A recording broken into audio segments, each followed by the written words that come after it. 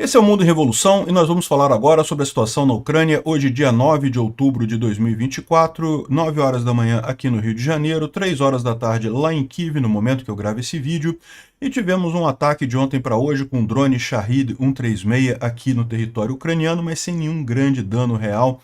Os russos fizeram esse ataque, a maior parte dos drones foi derrubada pela defesa antiaérea ucraniana, né?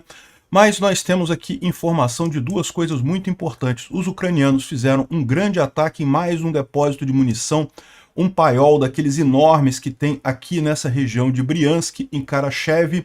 Grande destruição aqui nesse paiol de munições e também fizeram ataques aqui na Crimeia, né? Ainda está pegando fogo aquele depósito de óleo ali em Feodósia, depósito de combustível em Feodósia, mas teve mais ataque aqui em Sevastopol e também aqui em Yeisk, no sul da Rússia. Então foi um ataque grande ucraniano e o grande sucesso foi justamente aqui nessa base em Briansk, né? Na linha de frente nenhuma mudança, mas os russos estão dizendo que avançaram em um monte de lugares, estão dizendo que avançaram aqui em Kursk, eles estão dizendo que avançaram aqui em Bilorivka, eles estão dizendo que avançaram aqui em Kamiansk, nessa região aqui, ó. Vamos esclarecer esse negócio porque não tem evidência de nada disso, tá? Fora isso, não tem mudança nenhuma na linha de frente, tá?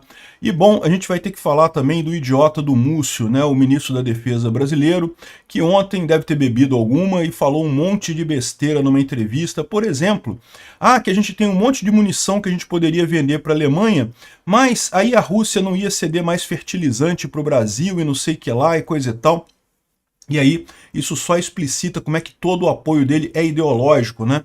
É realmente um absurdo a entrevista do cara, que vergonha. Eu nunca tive tanta vergonha de ser brasileiro quando vendo esse idiota do Múcio falar na televisão lá ontem. Realmente, vamos ter que falar sobre isso. Essas notícias, vamos falar sobre esses e outros assuntos em detalhes.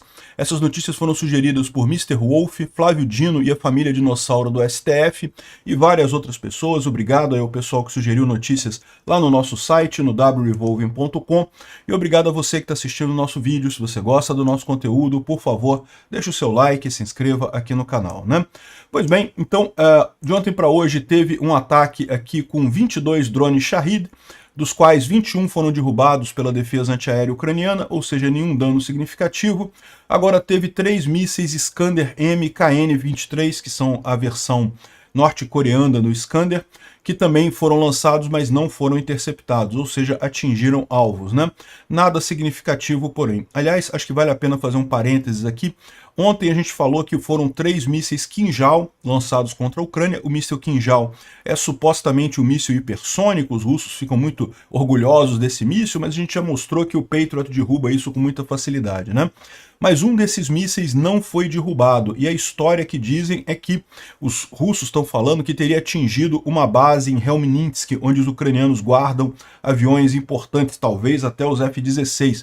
Mas isso é falso, tá? Os ucranianos derrubaram 2 que estavam indo para a base mesmo, o terceiro caiu na área da base, mas não atingiu nada, por isso que não foi incomodado, por isso que o pessoal não gastou míssil com ele, porque a trajetória indicava que ele ia cair numa área que não tinha nada mesmo, então deixa ele cair para lá. Foi o que aconteceu, tá? Hoje, de ontem para hoje, não teve nada. Isso que a gente está falando do Kinjal foi de anteontem para ontem. A gente falou no vídeo de ontem que haviam esses 3 Kinjal lançados pelos russos, né? Agora, o que teve de ontem para hoje também foi os ucranianos atingindo Karachev, né, na região de Briansk, que é um grande depósito de munição. Aqui tem a imagem que mostra muitas explosões secundárias aqui nessa região de Karachevsk. Vamos ouvir aqui.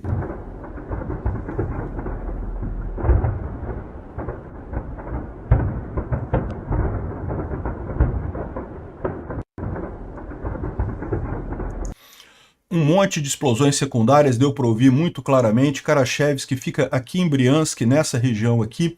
Tá vendo? É esse depósito de munição aqui. É similar àquele depósito que foi destruído também aqui em Tver, né? Os ucranianos já fizeram uma limpa aqui em um monte de depósitos de munição russos, justamente para diminuir a quantidade de munição que os russos têm, né? E agora estão fazendo essa limpeza mais perto da linha de frente, o que indica que estão justamente limando a capacidade russa de artilharia, né?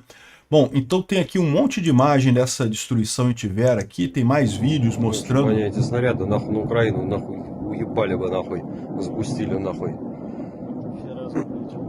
Ну да.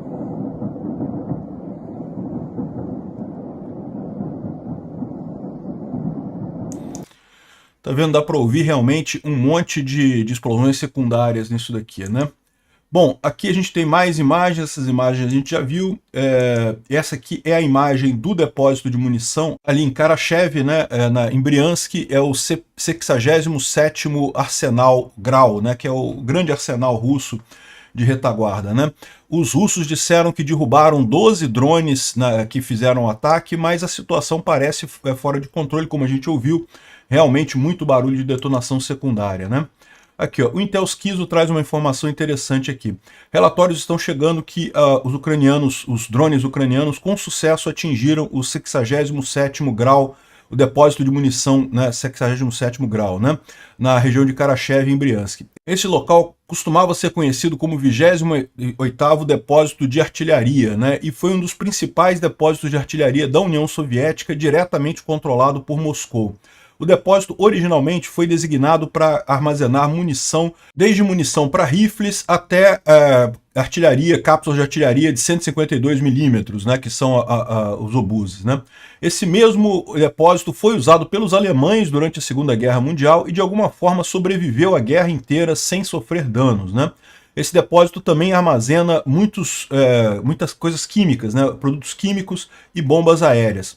O depósito não teve expansão significativa desde que foi desclassificado em 1965, segundo informações das agências de inteligência, né? Ou seja, é um depósito antigo, que estava sendo usado, obviamente estava sendo usado, mas não teve nenhuma expansão recente.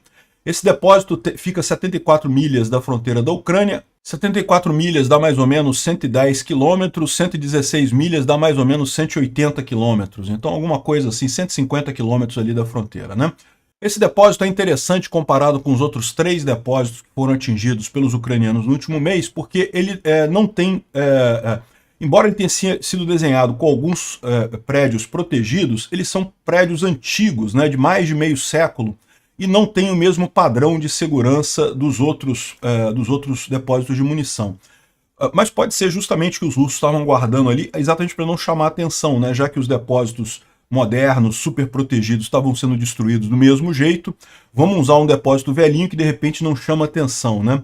E também esse local tem áreas de armazenamento aberto, sem proteção, um total de 90 prédios e bunkers, né?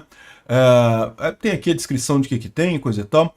A importância da Ucrânia destruir esse depósito pode ser sentida imediatamente, particularmente no Grupo Norte russo, né? Esse é o terceiro grande depósito de munição para o Grupo Norte, né? As forças do norte ali da Ucrânia, ali em Briansk, né? Que atacam o norte da Ucrânia, que foi destruído nos últimos meses, né? Tá aqui mostrando os dois depósitos que foram destruídos lá em Tver, que a gente falou aí alguns dias atrás, e agora esse depósito aqui, né? Lembrando que tudo isso daqui está interligado por ferrovias, né? E justamente abastece as tropas russas que estão nessa região aqui. E repara como é que a coisa toda, né, no final é economia, né? O Pig aqui está fazendo uma observação bem interessante, né? Que à medida que a gente está destruindo a munição russa, os russos vão precisar comprar mais da Coreia do Norte e do Irã. E é lógico, a Coreia do Norte também não tem muita munição assim, começa a ficar com escassez de munição, né? O Irã também. E a Rússia, cada vez mais desesperada por munição, vai aceitar pagar preços cada vez mais caros dos parceiros russos, né?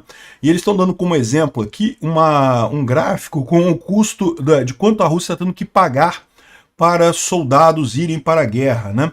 Então, os pagamentos, originalmente em 2022 a Rússia não pagava nada, o pessoal ia voluntário porque queria lutar na guerra, depois teve que começar a aumentar o valor do pagamento e coisa e tal, e cada vez mais a Rússia, para convencer alguém a assinar um contrato para lutar na guerra, tem que aumentar o pagamento inicial numa espiral aqui que está saindo de controle, né?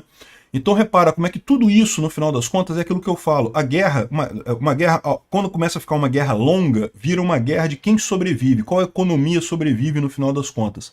É isso que está contando a Ucrânia, né? À medida que a coisa fica mais complicada para a Rússia, que fica tudo muito mais caro para a Rússia, uma hora vai ter um colapso econômico ali, né? Enfim, tem mais informações aqui sobre esses depósitos todos, que os pontos em vermelho são todos os arsenais que tem próximos da Ucrânia. Os pretos são os que foram destruídos pela Ucrânia já, agora destruiu esse outro aqui também em Briansk, tem um outro perto dele, tem outros aqui também, mas são menores, tá? Ou seja, repara como é que os ucranianos estão fazendo realmente a limpa aqui dos mais importantes nessa região, né? A Daniele fala aqui que esse 67º arsenal é classificado como um depósito de classe 2. Ele tem principalmente prédios da era soviética e muita munição antiga, né? Ele está a 500 quilômetros da fronteira da Ucrânia e tem muita cobertura vegetal, de forma que esconde muita coisa armazenada ali, né? Ele é um site nível 2 devido à presença de depósitos protegidos, né, fortificados, mais antigos, nessa região aqui em vermelho, aqui, ó. Ou seja, ele tem prédios que são considerados protegidos, mas são prédios antigos, então é classe 2, né? Repara, classe 1 são depósitos totalmente abertos, que é fácil de atingir, que é difícil de você proteger de qualquer forma, que não tem prédio nenhum. Classe 2 já tem alguma proteção. É proteção antiga, mas ainda tem a proteção ali.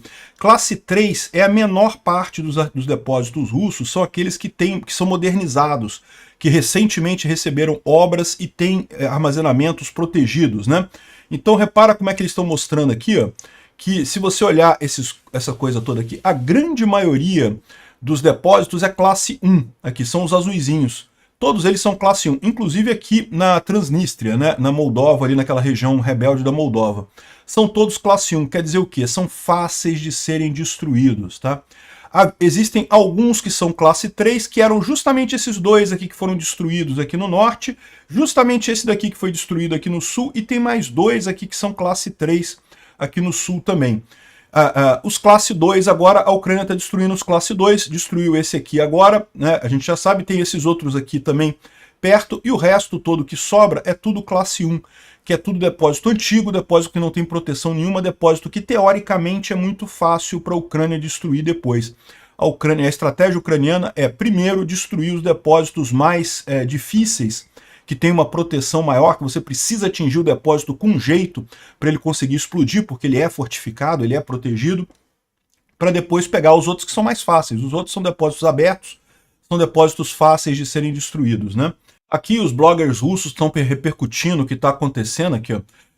Imagens terríveis do distrito de Karachevsk, o vídeo mostra a explosão de munições, provavelmente estão atingindo o depósito de munição, né? E aí ele fala mais algumas coisas aqui sobre o comunicado de emergência aqui, ó, incidente de emergência na região de Karachevsk, né, no distrito de Briansk, coisa e tal, enfim. Tá, os russos reconhecem esse ataque ali em Karachevsk, né, um ataque que certamente vai prejudicar muito os russos. Bom, também teve explosões na base aérea de Yeisk, aqui no sul da Rússia. Yeisk é essa região aqui, os ucranianos atingiram mais uma vez, os ucranianos já fizeram ataque aqui recentemente, fizeram mais uma vez o ataque aqui nessa base aérea de Yeisk. É uma escola militar aeronáutica russa essa base aqui, mas tem sido usada na guerra, como é próximo da guerra, tem sido usada também para campanhas aqui na Ucrânia, né? Então a Ucrânia destruiu alguma coisa por ali. E também teve em Sevastopol, tá? Aqui, ó, é Sevastopol, o que está acontecendo lá. Deixa eu tocar para vocês aqui. Não dá para ver nada não, tá? É só o som mesmo.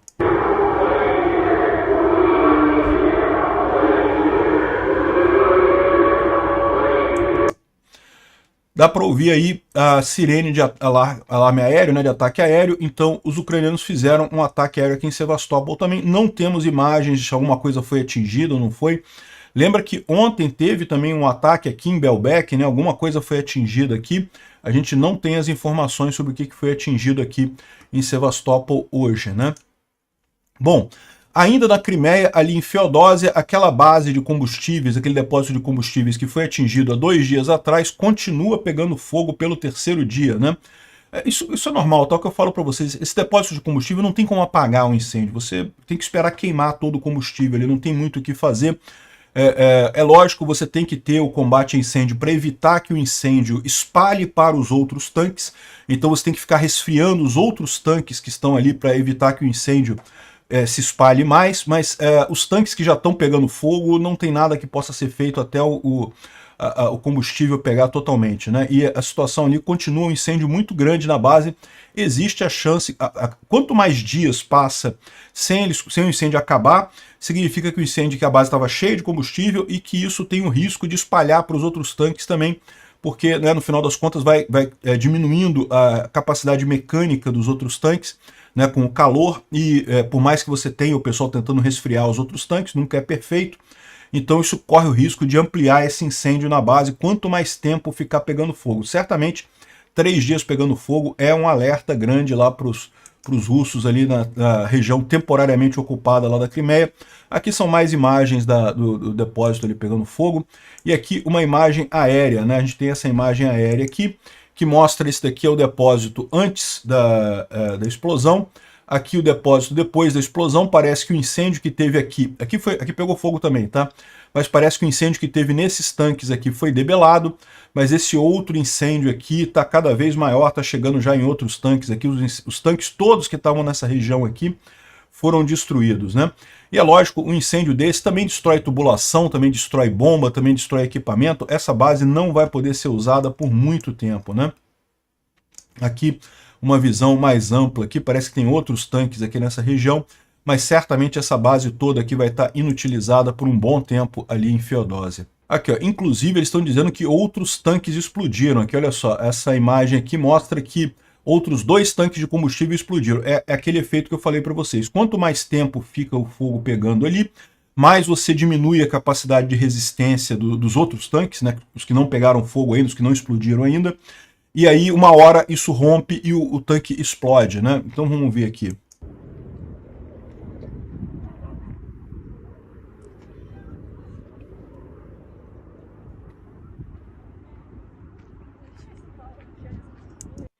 Não dá para ouvir a explosão, mas dá para ver que realmente a área que está pegando fogo é muito maior do que essa área que a gente está vendo aqui, né? Esse mapa aqui já está atrasado, né? Olha só, a área aqui que pega fogo é muito grande, isso indicando que provavelmente esse incêndio continua se espalhando para esses outros tanques que tem aqui, né? Os russos de ontem para hoje falaram que avançaram num monte de lugar, assim, do nada, sem nenhuma evidência, não temos imagens, não temos fotos. Pode ser que tenham feito realmente alguns avanços, pode ser que tenha havido algum avanço, mas até aqui eu tomo tudo isso com dúvida, tá? Então eles estão dizendo aqui, ó, que os militares russos dizem que destruíram mais de 200 soldados vietnamitas e irlandeses, chineses, americanos, poloneses e ucranianos no Oblast de Kursk nas últimas 24 horas. Caramba, né? Que coisa impressionante, né? Conseguiram avançar pra caramba ali. Acharam vietnamitas, irlandeses, chineses e não sei o que lá e coisa e tal. Eu acho que não, acho que estão mentindo. Mas vamos ver. Na última semana, os russos tomaram Vuhledar. Isso aí realmente aconteceu, a gente já sabe, né? Tem evidência disso. Mas eles falaram aqui também que lá em Kamiansk, aqui, ó, nessa região aqui, eles teriam ultrapassado aqui essa região que está seca, né? E feito posições aqui no norte de Kamiansk, tomado posições aqui na parte norte de Kamiansk, né? Kamiansk é essa cidade aqui, ó, essa cidade aqui, ela tem a parte sul, tá tomada pelos russos, a parte norte controlada pelos ucranianos. Isso já está assim há um tempão, né? Os últimos movimentos que a gente viu aqui foi justamente os ucranianos avançando, né? Na ofensiva de verão de 2023, os ucranianos tomaram Piatihati, chegaram muito perto de tomar Jerebianki, mas depois parou a ofensiva ucraniana aqui, ficou estabilizada essa linha de frente aqui, né? Os russos teriam agora atravessado aqui essa região, que está seca agora, né? Porque isso aqui era água quando tinha o reservatório de Nova Kakhovka, né? Agora não tem mais isso. Aí o que os russos fizeram? Teriam atravessado aqui, tomado algumas posições aqui no norte de Ramiansk, né? De novo, isso daqui também, eles estão dizendo que conseguiram aqui, estabeleceram posições e coisa e tal, mas não tem muita evidência disso, e mais do que isso. Aqui, ó, os russos anunciaram ontem que eles capturaram Kamiansk. Não capturaram Kamiansk, né? Mas isso, na verdade, acabou gerando um número de perdas significativas para eles. O ataque foi repelido pelas forças do 3º Regimento de Operações ali na região, ou seja, os ucranianos estão dizendo que não, que repeliram os russos ali, que eles não avançaram em Kamiansk, e que, na verdade, tiveram muitas perdas por ali, né? Morreram muitos russos nessa região aqui de Kamiansk, né? Bom, e teve também um caso que a gente vai falar aqui do Polé-Volán na região de Bilororivka. Tá vendo essa área roxa aqui, ó? Isso aqui é o que os russos disseram que capturaram ontem, mas não tem nenhuma base que tenham capturado, não tem nenhuma evidência disso. Então, não capturaram, né? São os 3 pontos que os russos disseram que avançaram, mas na verdade ninguém sabe o que aconteceu de fato. Assim, a gente sabe em 2 deles que não avançaram, vamos ver se outro aí, se vai ter alguma evidência mais adiante, né? Aqui um recado dos russos mostrando uma coisa curiosa. Na verdade, aqui é um recado dos ucranianos, tá? Isso aqui é o exército ucraniano falando que ontem houve 3.460 ataques russos em várias pontas, vários lugares da linha de frente. E o que o pessoal está observando é que é uma diminuição, né? Ou seja, na verdade teve menos ataques ontem. Será que os russos estão chegando perto da exaustão? É o que a gente está esperando, né? De fato, as perdas russas nos últimos dias foram muito grandes, né? O Chris O faz até uma observação aqui sobre a questão do peso da burocracia, que é muito significativo lá na Rússia, né? Então eles falam aqui, ó, que a Rússia perdeu grande quantidade de material, armas, proteção corporal, rádios, veículos pessoais na guerra da Ucrânia. E o processo de substituir isso depende de muito paperwork, depende de muita burocracia, feita por um único oficial em cada batalhão que é responsável por isso, né?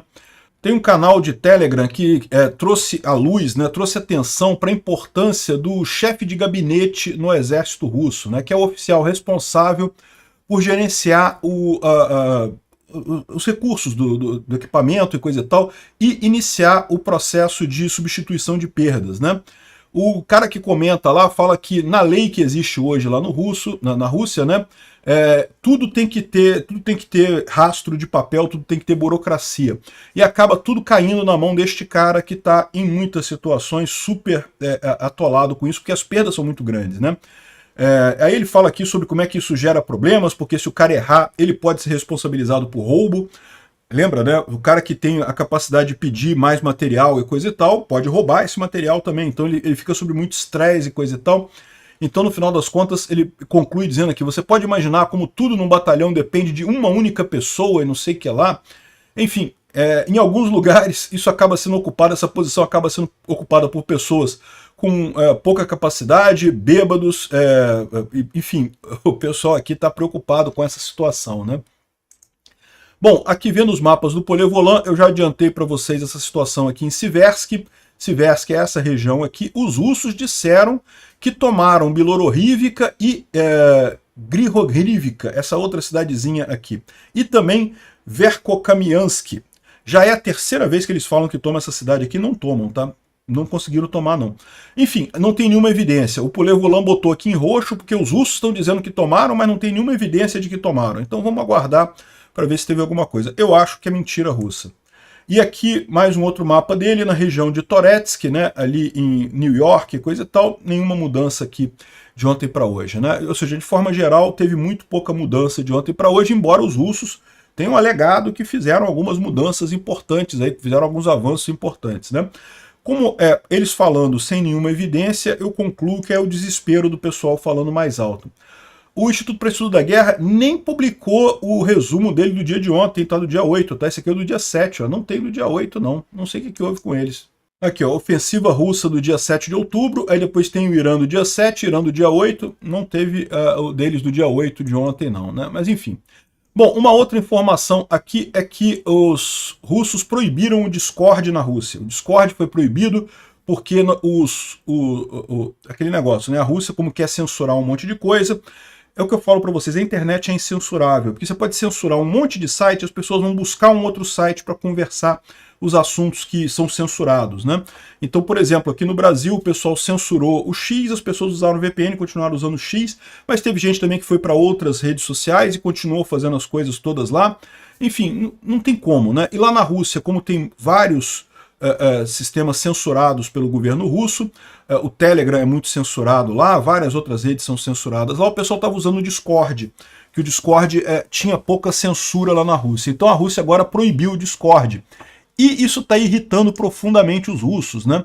Os russos estão dizendo que, pô, que absurdo isso, porque muita coisa é usada, inclusive aqui, ó, o cara falando aqui que era usado na linha de frente para controle de drones, porque o Discord tem como fazer coisa ao vivo e coisa tal, controle ao vivo. Então, se você quer compartilhar a visão do seu drone, um drone de vigilância, quer compartilhar com vários pelotões né, do seu exército ali, do seu grupo, você botava num grupo do Discord, todo mundo entrava nesse grupo, conseguia ver essa imagem ao vivo ali no Discord, né, e foi bloqueado. O YouTube foi bloqueado lá também, né, podia fazer isso no YouTube também, mas o YouTube foi bloqueado por lá, né. A vantagem do Discord é que você consegue fazer isso e também consegue botar numa sala privada, que só algumas pessoas têm acesso.